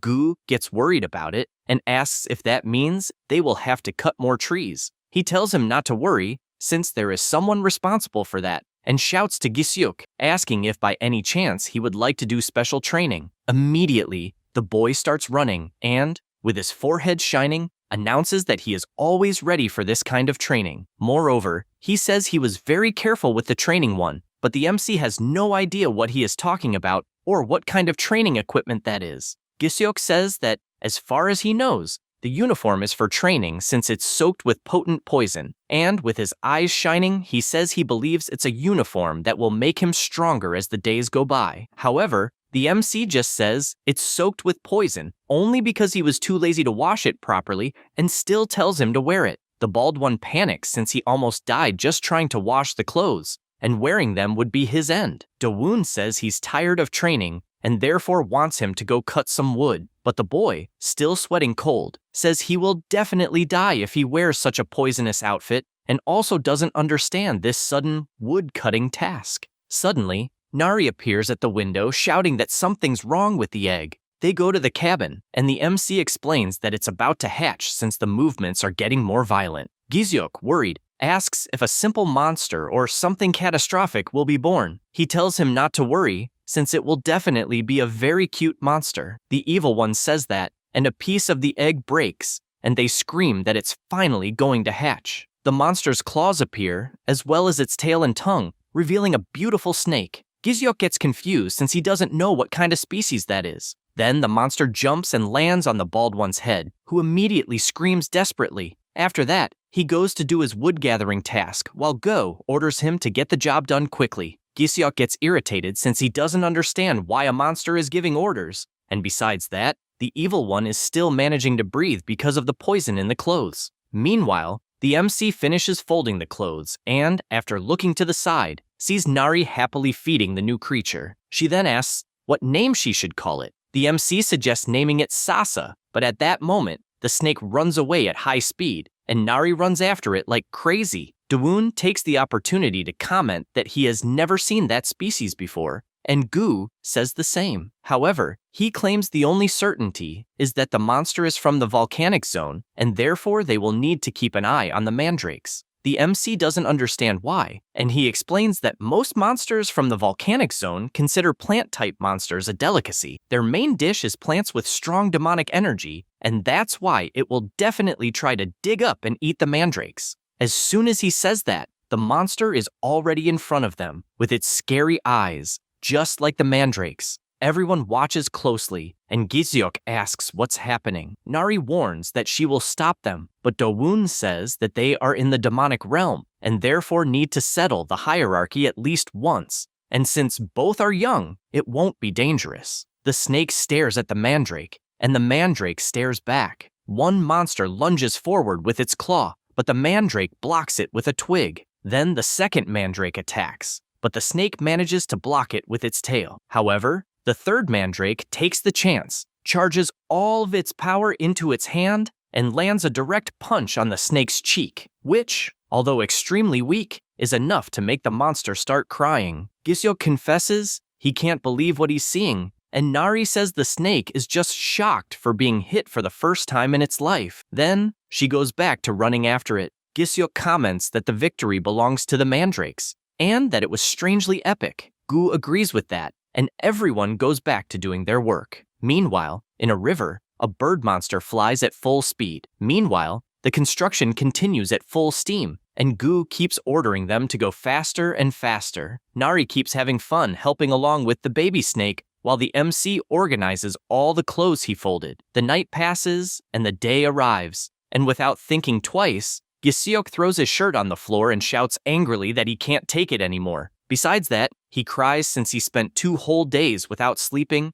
and it was complete hell. And seeing what he ended up building, he questions if he's really right. At that moment, Do-woon approaches and says that he's feeling better. He gets confused since he doesn't understand what that means. The little girl also approaches and says that he smells like flowers. Still confused, Giseok tries to understand what they're talking about and closes his eyes until he realizes that it actually smells like lavender. Nari, a bit confused, asks how the closet smells like flowers. The MC explains that the demonic pigeon selected aromatic woods, and because of that, the clothes will always smell nice. The mandrakes are also enjoying that scent, as well as Sasa. Giseok, intrigued, asks if by any chance the little snake's name will really be Sasa. The MC answers that they can change it if they have a better idea, so he, excited, asks if it can be Little Snake. But that idea only serves to make Do-woon feel down, since it's a completely meaningless name. Nari also suggests another name, but it's just as meaningless. Lastly,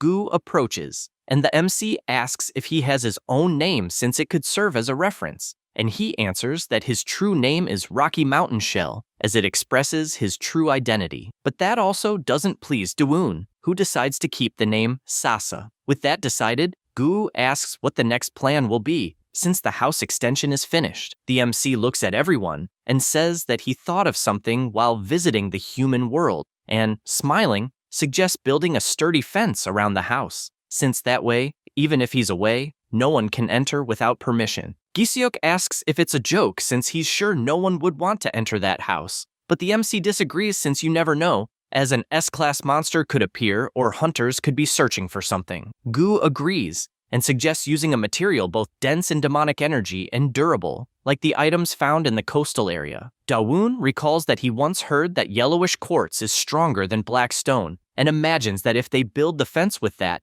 it will look amazing. Because of that, he announces that they'll go to the coastal area. Nari gets excited about it, unlike Giseok, who can't believe what he heard since apparently Do-woon has no idea what kind of place it is, and dramatically says that he apparently needs to release some demonic energy again since he's feeling unwell. The MC understands and tells him to just take care of the mandrakes. The bald man says he understands, but asks them to be careful with the coastal area, since it's a dangerous place even for rank A hunters. Moreover, he reveals that the most important thing is that there are 2 disaster-level monsters ruling the area. He explains that, from what he's heard, they are chimera hunters who escaped from the laboratory and have bird heads and human bodies. In fact, this monster is flying over the area, and some hunters arrive since they were tracking it. One of them prepares his attack and fires, hitting the birdman directly, but it's useless since it didn't even scratch him. The hunter asks if they should follow it,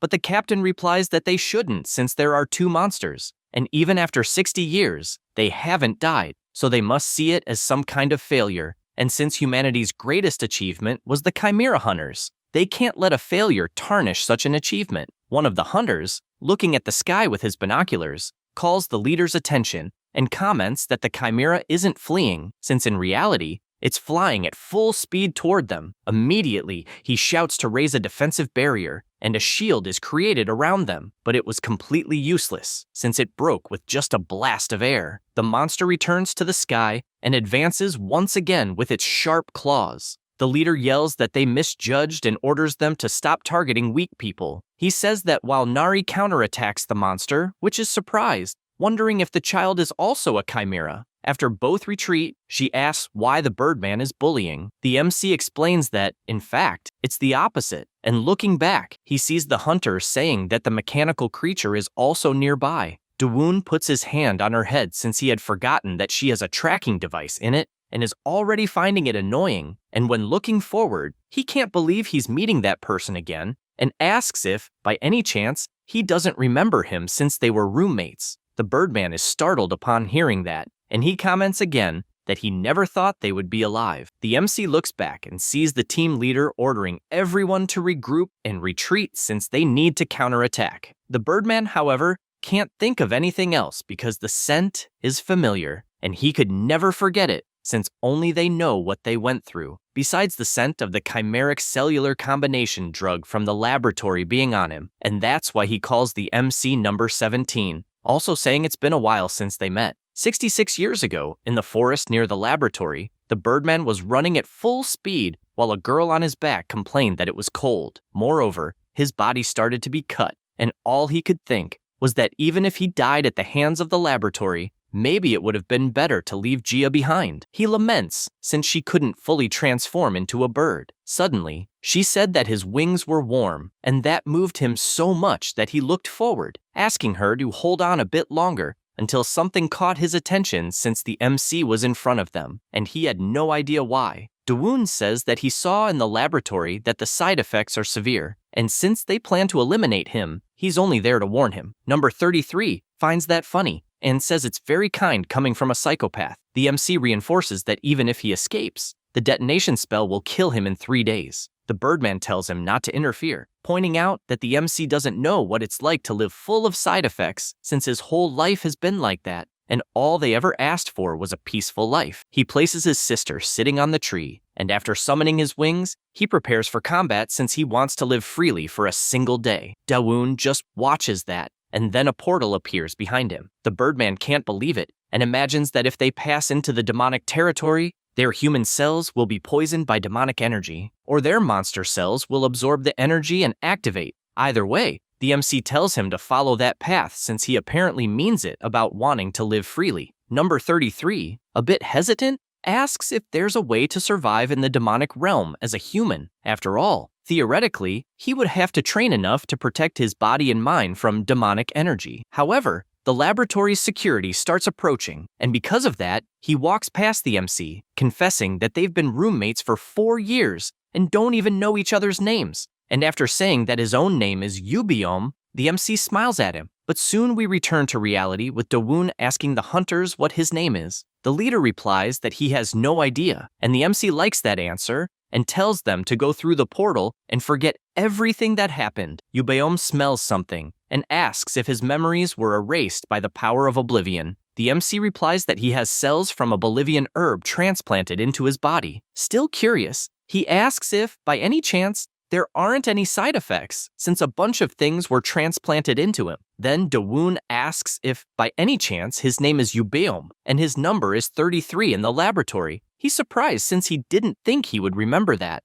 At this moment, Nari approaches and asks if they really are friends. Dawoon replies that his friend belongs to the bird tribe, and then asks if, by any chance, the bird tribe and the Coco tribe are allies. She feels awkward and answers that of course they are. Yubiom, however, doesn't understand what the hell he meant by the Coco tribe being allies, but the girl just bows and apologizes since she thought he was a bad person. Then her stomach starts to growl, and the MC asks where his friend's house is and if there's food. He doesn't understand what the hell is going on, or if Dawoon has a daughter and why the hell he would be raising a child. After all that, they go to Yubiom's house, and Nari asks if that's his nest since it's well built. He arrives with food and says they're grilled shellfish. Gu is the first to want to try it and is amazed by the refreshing taste. The same goes for Nari and Sasa, since it had been a while since they'd eaten something so good. The MC admits that it's really good and says it's even better with red moss. Yubiom says he's happy they liked it, but then he feels a strange sensation and starts trembling. The MC notices this, but before saying anything, Nari calls him, wanting more food. Number 33 says the ingredients are gone, so he doesn't know what to do. She suggests getting more shellfish and runs off, saying she'll grab at least 10. Meanwhile, the two chimeras enjoy the breeze, and the Birdman asks if he's thinking of getting revenge on the lab someday. The MC admits he's thought about it a few times, but confesses that the life he's living isn't bad, so he's not in a hurry to think about it. Then he asks if his friend is after revenge,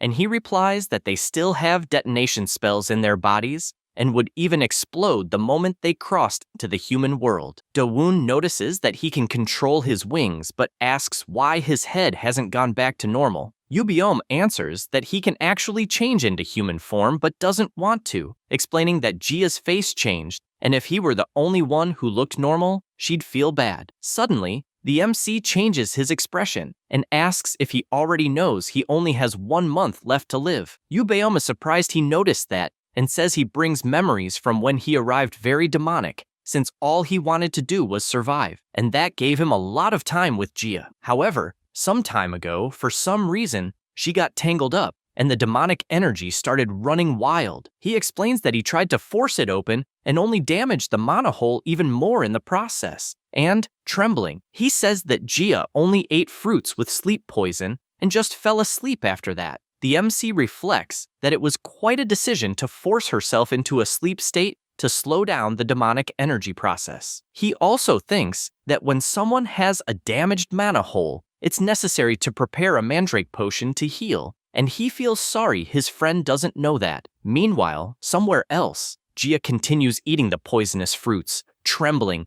and screams in rage since that nightmare wave never ends. After the MC tells everything, Yubiom can't believe what he heard and asks if he and Jia can really survive. Dawoon explains that he studied pharmacology in the lab and that all they need to do is drink refined water from a mana hole infused with mandrake roots. Basically, mandrakes are a type of plant that screams when pulled from the ground, and even though the roots may seem insignificant at first glance, they actually absorb demonic energy from the underground, causing new entities to sprout and multiply even more. The MC says he'll get some, and points out that to make refined water, he'll need an alchemist. And since the Birdman can't go to the human world, he'll go himself, but just asks him to take care of the children. He also adds that the alchemist will ask for payment, and Yubiom laments since he has no money at all. After that, the Birdman shows the suitcase he collected, and the MC is surprised that there's so much stuff stolen from the hunters who used to show up to cause trouble. Then, he grabs the portal stone in his hand, saying he's heading out. After arriving on Earth, he meets Bong-su, who asks if he is really looking for an awakened alchemist, and explains that in the past, an alchemist association branch opened in that slum,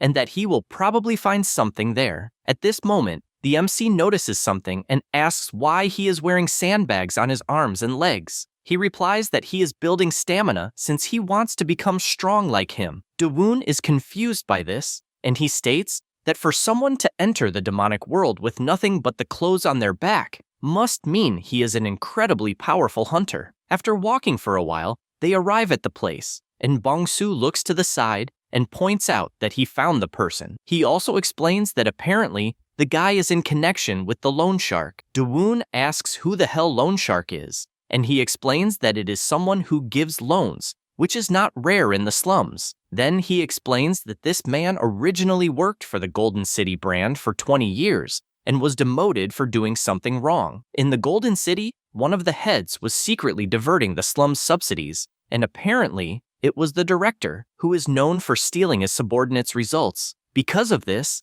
the guy was demoted. Kim is downcast until he meets Bong-su and asks what he is doing there. He replies that he has a friend who is looking for an alchemist. The MC keeps observing since he had no idea someone like Kim would be found in those neighborhoods. Bong-su then says goodbye since he needs to go, and after that, the brand manager goes to the shop and asks the employee to get something for them to eat. But the MC interrupts since he has no time and wants to go straight to the point, stating that apparently Kim is a rank A alchemist and therefore he wants to know if he can make refined water for mana holes using mandrake. Kim finds it absurd for someone to talk about mandrakes in the middle of the slum, and also doesn't understand how a boy knows his rank and therefore says he can make it despite not having the materials. He barely says that when he becomes completely terrified, as Do-woon is holding the mandrake roots with an absurd demonic energy. He takes it in his hand and confesses that he has never seen one in such good condition since it apparently had just been collected.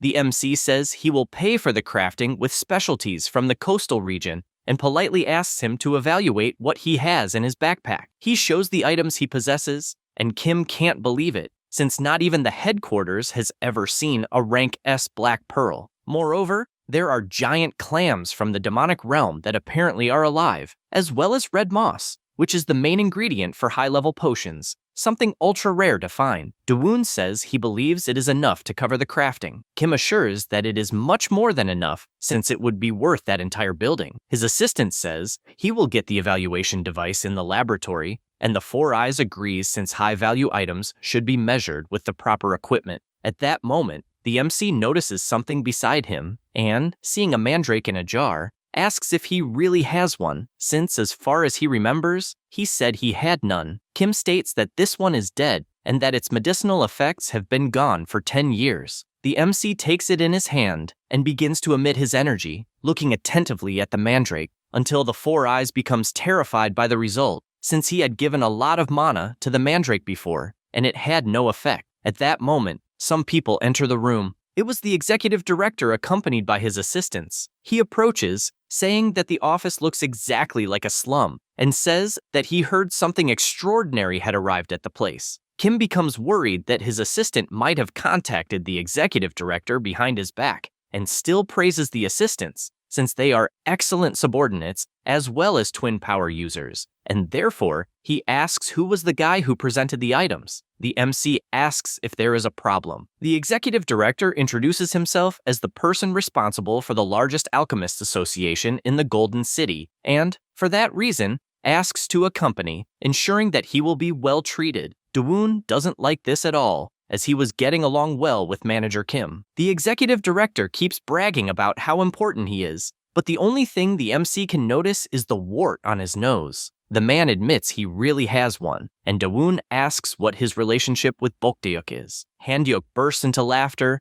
and says that this person is his grandfather. The MC finally understands what is happening and remembers when he was a child, and a man in front of him said that monsters who aren't even human have no right to live, and even pointed out that he would throw him straight into the demonic realm. He said it with his hideous laughter. Remembering that, Do-woon releases an overwhelming energy that brings Han-deok to his knees. The MC, with a completely different expression, asks if by any chance he is the kind of person who crushes others with power and takes everything he wants when greed strikes, making it clear that he should answer carefully. The executive director starts getting worried, trying to understand what is going on. Do-woon asks if the TDA research laboratory still exists. Han-deok doesn't understand anything, as he has never heard that name, and once again, the MC asks if he doesn't know the illegal Chimera research laboratory. The big-nosed man tells him not to insult the deceased, as his grandfather dedicated his whole life to research and guiding the new generation. He says that after retiring, his grandfather donated all his fortune to the families of the victims of the portals, and, for that contribution, won the Golden Peace Prize. The MC says, that's funny, since after killing so many in secret, he wanted to redeem himself by going public and making those donations, and confesses he thought that old man would last longer since he was an awakened one, but died sooner than expected. Asking if it was because of the sequelae from the window fall. Han-deok is terrified since that incident wasn't public knowledge, and Do-woon simply says he knows that because he himself was the one who pushed him out of the window, as after turning kidnapped children into chimeras, the old man had threatened to push everyone into the demonic portal, and all he did was push him first through a window. Having said that, he states he will give him a chance, ordering him to go back and investigate Bokdeok and the TDA laboratory, making it clear that he will look for him when the time comes. With everything settled, he remembers that the first time he was subjected to biological experiments, he was only 9 years old, and, after that, his monstrosity began at 20, and his memories from that point on became confused. All he did was follow orders and instincts. He reflects that apparently a long time has passed, and the name of the laboratory may have changed several times. At that moment, the alchemist returns, thanking him for waiting and showing the purified mana hole water made from mandrakes. The MC admits it was quite fast, though he expected nothing less from a rank A alchemist. Kim says that the ingredients were so good that he had no difficulties. Then he starts calculating how much the ingredients will cost, but the MC suggests making a personal contract and even says he will give the remaining synthesis ingredients. The contract period will be 10 years, and he himself will obtain the ingredients. All the alchemist will have to do is handle the synthesis. He is surprised to hear that since he will earn so much and begins to cry with emotion. The MC doesn't understand why he is crying, and Kim says he is a slum dweller and that when he was little, his parents took a huge loan from a loan shark, and he himself had promised to pay it back. But no matter how hard he tried, his whole life he stayed in the same place. With tears in his eyes, he wants to know how he could repay such kindness. The MC tells him not to worry about that, since he only wants them to work well together. Meanwhile, in the demonic world, Gia is holding Yubeom by the head,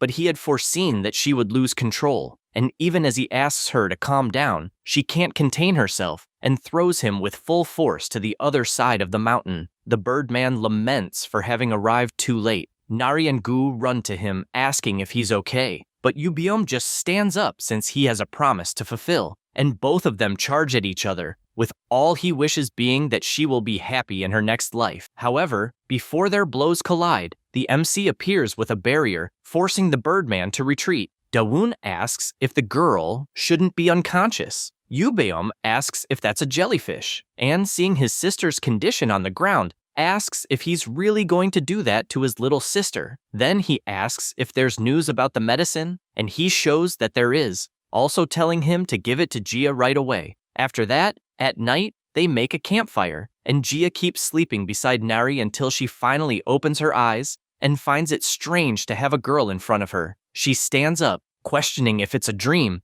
and when she looks ahead, she sees two people sitting by the fire. The MC turns around, and Gia gets scared, asking who is there. Nari wakes up from the scream and asks if Aunt Sparrow woke up. She doesn't understand who the hell Aunt Sparrow is. At that moment, Yubeom asks if she can see the mana hole, and Gia gets confused, but when she looks, she notices it's stable, and her face has also returned to normal. Because of that, she asks her brother what happened and who the people in that place are. He questions if she really doesn't know who he is after having talked about the MC the entire time. Gia doesn't believe it's possible, and looking at the MC, asks if he's really number 17. She goes to her brother and asks if it's true, and he replies yes, affirming that once again, they were saved by him. Dawoon turns and asks if there's more red moss. The Birdman laments, as there's no more, but Gia gets indignant, since clearly the MC has no empathy at all. Yet happy with what happened, she takes off her skeleton helmet and,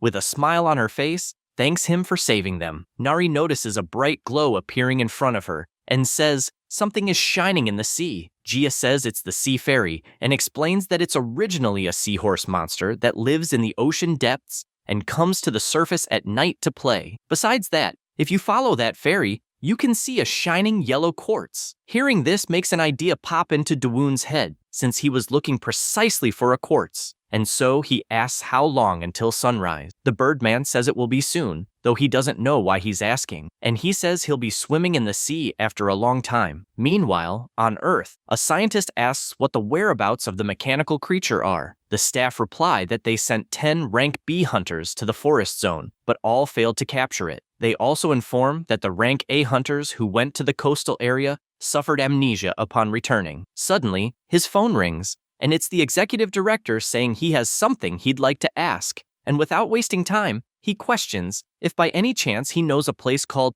TDA Research Laboratory. That's all, folks. If you enjoy the video, subscribe and hit the bell. Thanks.